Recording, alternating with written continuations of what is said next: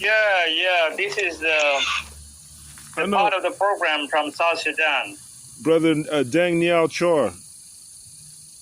Deng Niao Chor, yeah, you're right. Yeah, brother Johannes from the Model African Union gave me your contact. Yes.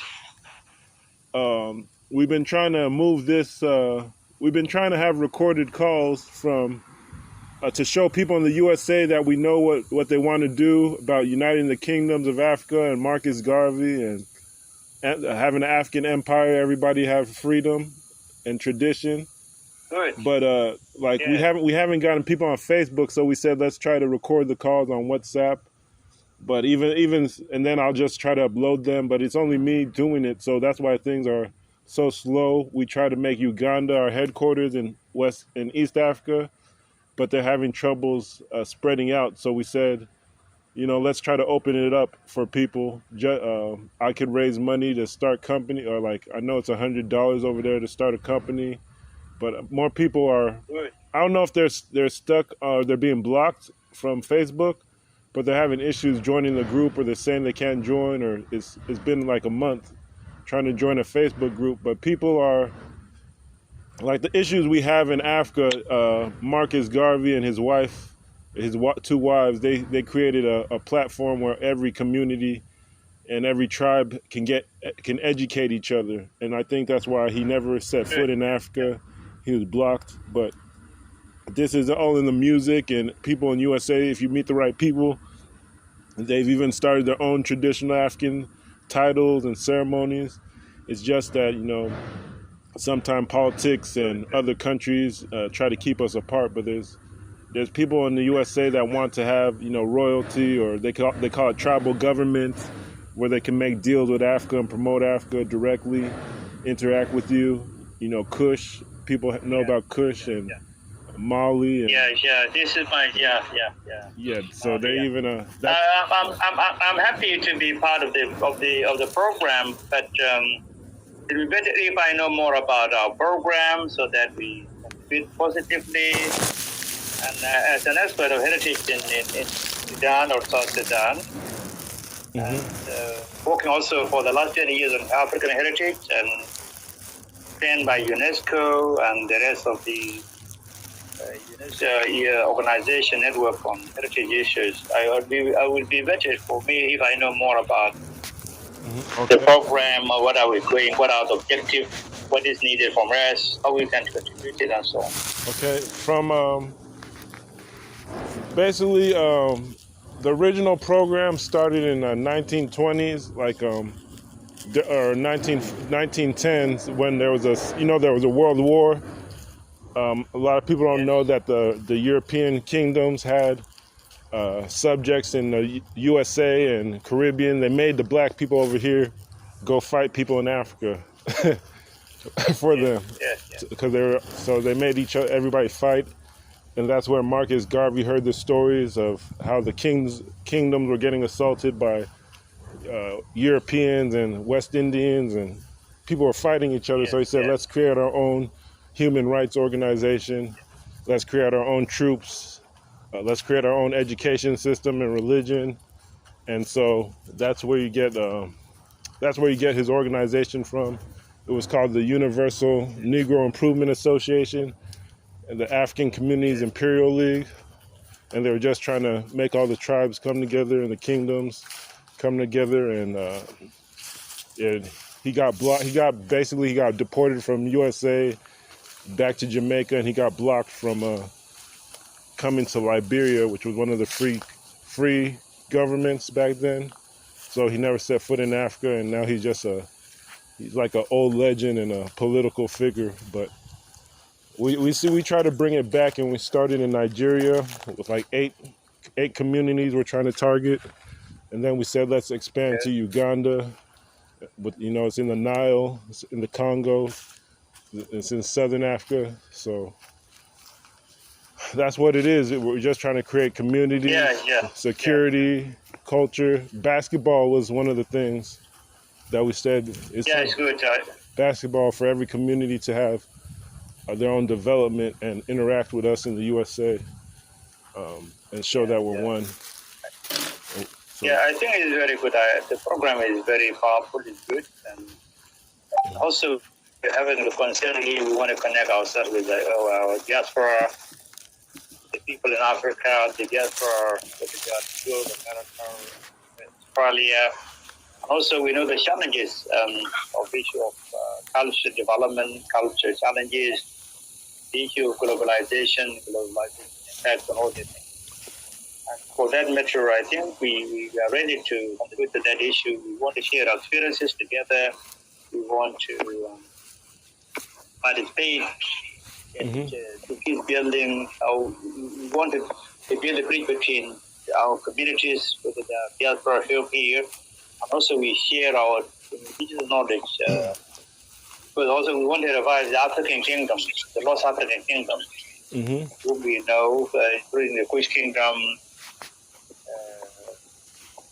some of the kingdom from Africa here and the rest, and because we believe this is part of the cradle of humankind here in Africa, the source of everything, including the political, social, economic, and all this.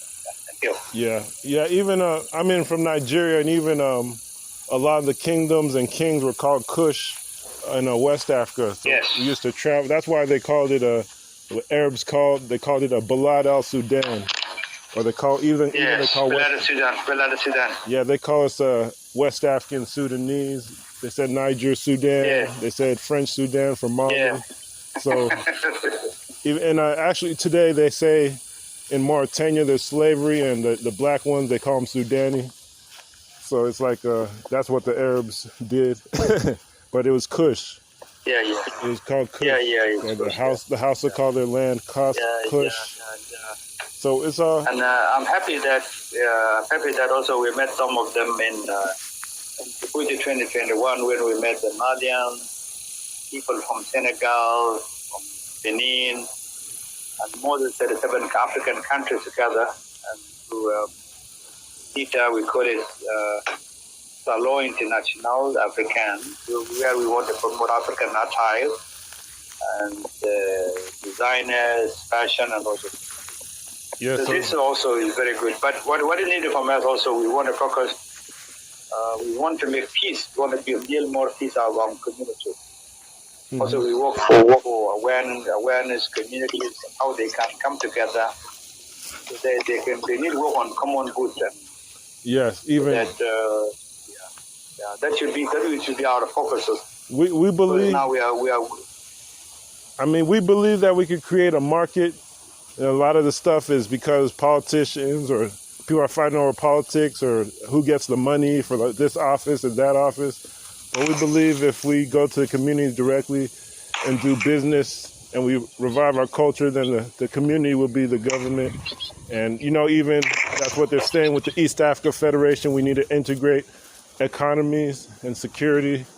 So we should stop fighting over elections, that we're going to become one country. So you see that in Mali, they're doing the same thing. It's they're working with Guinea. Yeah. They're working with Guinea and Mali. They're basically reviving the Mali Empire, but they need more people in English to speak with them and understand what they're trying to do. So we have a brother from. So where did you get my WhatsApp? I got your contact from.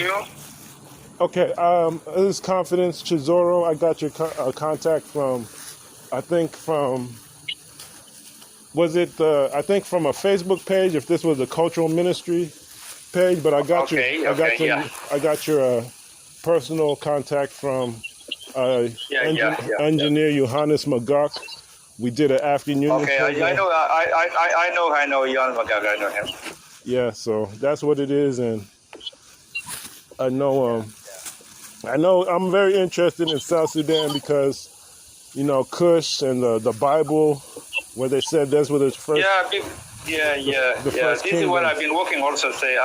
I've been sharing this through heritage studies because I'm presenting heritage studies. I'm specialized on heritage issues, and I know about the Kush kingdom, the biblical chapter 10 verse 6, where the son of Ham, including Egypt, Kush, and Cush, Egypt, Canaan, Put. No, These are the typical people who are. Yeah. No, the one that's telling us in the USA that actually that the Kush kingdom was the first one to stand or to fall to Jerusalem, where they destroyed all the shrines, and they said that you have to come to Jerusalem. They said princes. They said they're going to take the kings out of Egypt and out of Ethiopia or Kush and make them pay all give all their wealth to Europe or Jerusalem. So that's what you see when people are destroying the traditions, the shrines. You know, Engudeng, he built a shrine to resist the British, and so it's just a prophecy that they destroy everybody's traditions. The Modern shrine, the Modern heritage site, got on 1937. Engudeng Bong, I think. And that's what we're trying to revive. Even he built a pyramid. I went there and I have a program. I was sent by the Minister of Culture at that time to go and assessment for the heritage site there in Wondang, where I have a good recording on the site. What we call buffer zone for the site, and these are the typical laws. We revise them now, the kingdom, the civilization, the reduction. Because the modern heritage site is just like what happened in Egypt, the pyramids. And now is the time for us also to rebuild them and to restore them. I think it's a very good idea. What's your name again, please? My name is Chizoro. Chizoro, yes.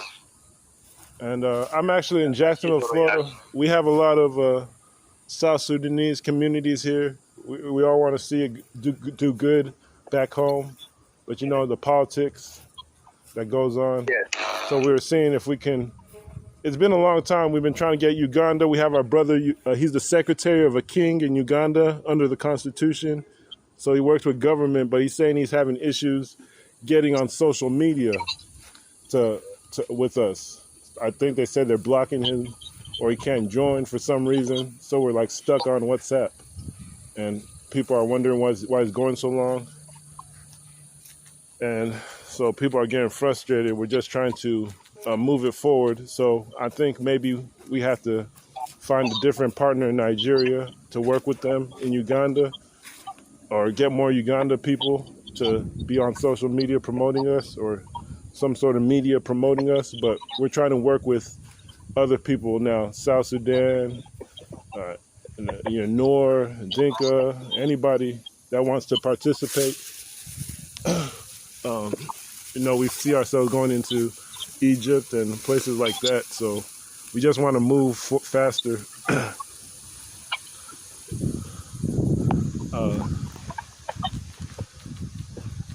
All right, so that's all it is. It's an old organized. It's basically a fraternity. Like we talk about having our own education systems, places where people meet and talk, heritage sites like the pyramid. Ngudeng Bong built a pyramid. I don't think people understand that's what it was. He built, and people, and this is 2,000, 4,000 years later, he built a modern pyramid, and from his indigenous culture, and nobody talks about it. And people are saying the Egyptians are white and things like that. So we're just trying to get things in order. So tourism, things like that, in the future years, people can know the true stories and who we really are as African people, Black people. So that's all it is. It's a Black fraternity. We're trying to develop our own education system, titles, kingdoms, And, we have, even in Nigeria, we have the related language, so we could help we could say this one relates to this one. If someone had their kingdom destroyed, we can say, this is how it works over here.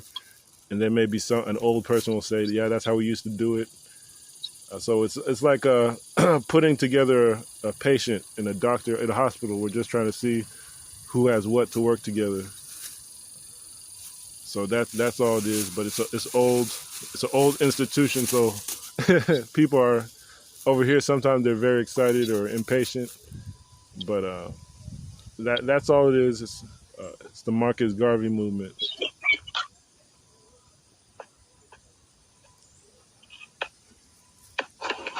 So I don't know if we can if we need to talk further. If there's all I have is at this point is a constitution. We said there should be a secretary for a community. There should be basketball organizer, a traditionalist, maybe an elder or a chief or elder of the assembled people, and we all discuss. But I think South Sudan they know their identity as Kush, and a lot of them have elders, some have kings. But I think it's just about having that assembly and having people who support them in other regions of Africa, like Nigeria. And you said you met people in Senegal and Mali. So I think it's just about having the same, being on one page under one organization. That's it. I'll mute my mic so other people can speak. Oh, I think the other brother left. So it's just me and you, Naku John. Yeah, thank you so much. Mm-hmm. You're welcome. Hello? You're welcome. I'm thinking that you are doing a very tremendous job. I do request that we just have timelines. For us, we are very good to go. Mm-hmm. And I think I'm going to share with you our proposed plans for the basketball and the other things. Mm-hmm. Then you'll be able to guide and see us off, because I don't want to do anything that you've not sanctioned. In one of the things that I started, I did diplomacy. For us in diplomacy, we treasure protocol so much. We treasure protocol so much that whatever you say, you do say and work on must be sanctioned, and must have a blessing of colleagues and whatever. You don't have to take advantage of the distance and do things to the contrary, no. Okay. Okay. Yeah. Yes. Okay. Well, with me, it's like I haven't gotten some of the communities in Nigeria registered, and we're going to do that next. We were trying to use media in order to raise money, and we wanted to promote. Okay. We wanted to promote Uganda as one of those key kingdoms where people would say, "Okay, now we could go to Uganda and raise money." We don't know what they want to do yet, but to see that there's support in Uganda all the way in East Africa, that would raise our profile. Yes. I believe that would make people send us more money and funds and resources and give us more support. So that's why we're really focused on Uganda media. That is very true. So I'm going to do a media strategy. I'm going to do a media strategy such that you look at it and then advise on how we've got to move. Is that okay? That's okay. I know it's the best if it's something that we control. That I suggested Facebook. That's just audio recording, but this right here, it could be even video, or it could. I think my phone could record calls. That's what I'm trying to do. I did one this morning. We'll see how this one goes, but we can even if you have a good phone and good connection, you could upload the call to YouTube, and we could also have a website. Maybe if people want to talk to you directly, but it would be faster if we were all on one platform. I don't know how we're going to do it. Yeah, I don't know. What can you suggest some media strategies? Like some people had international platforms where they brought people from, and then they posted on YouTube.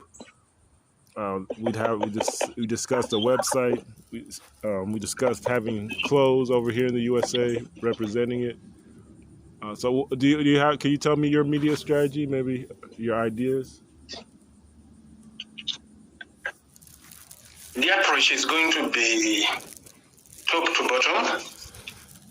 In our setting,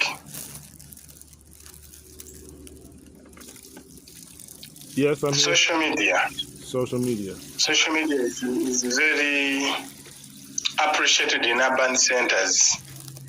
So we must target both the corporate class and the other ordinary citizens. So for the ordinary citizens, we shall use TV stations, we shall use radio stations, and we shall use activities that take us to the grassroots to interact with the people. For the corporate class, we shall have a well-crafted message that is very much appealing and appreciated, very brief, straight to the point, and evidence-based. Something like that. Okay. So now this is the issue. I've seen even in Mali and Guinea, these countries had they overthrew their president. You know that, right? Have you heard? Yes. So what happened with them? People say that it was maybe a bad thing, and it was probably violent. We don't want to do that in other countries, but they said the reason that they're doing it now, the activists and the Afghanists are saying that they wanted their chiefs to work closer with the president, and that the former presidents were working with France, and they weren't Afghan-centered, and that these communities are the Mali Empire. They shouldn't be divided. So they said they're combining their countries, but nobody in Africa is talking about these people creating a new country, and they say they're having meetings. It's in French, but you're not seeing anybody in the English-speaking African world promoting it or acknowledging it, because we should be doing the same thing at the same time, or EAC should be meeting with them and things like that. So I think even if we spend a lot of money and we do it wrong, it might not even get to the right markets. It can't go to USA. And from USA, when you hit the USA market, it expands worldwide. So even that movement in Guinea and Mali, the Mali Empire isn't getting enough.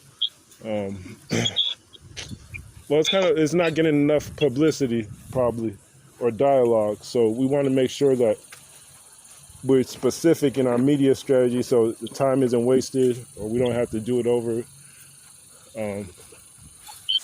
I know I believe in even having shirts where people say, you speak to them in the USA and say, you're welcome, we can share whatever you want let's discuss it. And then they'll promote it and organize themselves in the USA to do it. And we just move out like that. They'll even do the media. They'll even use shirts or social media to promote it themselves. So it was just, that was our idea, just having direct dialogue where they could hear everybody directly. Because they don't have one organization or one king that can speak with you. It'd be they all have to speak with you, or they all have to hear your voice, and then they decide who's the best leader amongst them to go forward speaking with us. Maybe they might send 10 people, 100 people, but it's very rare. You've seen these groups where they don't go anywhere. It's because they don't have a leadership like that where everybody speaks with one voice, like a Abantu. They don't have that. So that is a fact. Yeah, they're trying to create Bantu from the grassroots. People who they don't have leaders yet. They don't have initiation. They don't have villages. They lost all their villages, and when they were kidnapped and slavery, a lot of people lost land. So that's what it is. We're trying to partner with people who don't have land yet. They're trying to get land.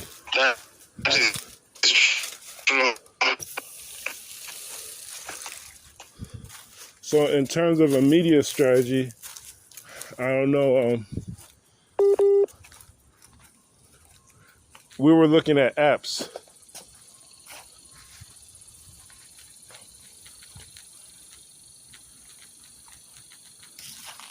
Hello, can you hear me?